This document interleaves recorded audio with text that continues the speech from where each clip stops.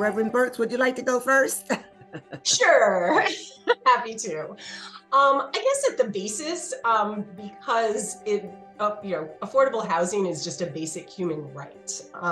And from a faith perspective, the basis of every faith tradition, spiritual practice, is this concept of loving your neighbor. I think I'm not oversimplifying things when I say that. Whatever else we might believe about God, about the universe, about anything, at the base is this belief of an interconnectedness, and that whatever we do for someone else is somehow deeply related to how we feel about God or feel about ourselves. And specifically for me as an Episcopal priest, one of our tenets, one of our 5 things that we promise at baptism, which we believe is the entry into a faith community, is that we will strive for justice and peace and respect the dignity of every human being. And again, affordable housing and that practicality of it is just, passionate and supportive of that. Thank you.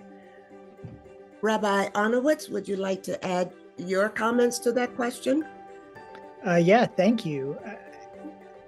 The idea of shelter is just fundamental, not only to humanity, to be safe, to be protected, to be out of the weather, to be out of the elements, to have a place to call home, to feel at home. It's also a centerpiece of the Jewish faith.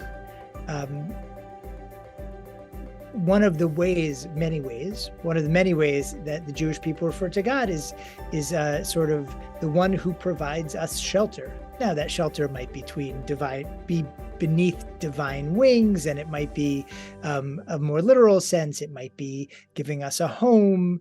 We even have a holiday that celebrates shelter, the holiday of Sukkot, or some people may know it as Tabernacles.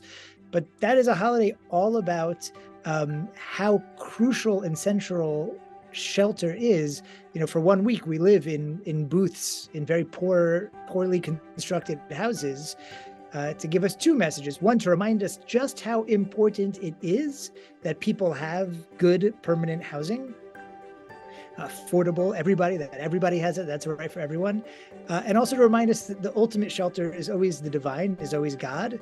So we put ourselves in these booths, and so we sort of subject ourselves to the elements to remind us that all protection ultimately comes from God. As the Jewish people, we kind of think of ourselves as our job is to walk in God's ways and to sort of help with those kinds of projects. And in that sense, it is our job to help, among many other mitzvot, many other sort of religious and righteous activities in the world, to help provide shelter for those who need it.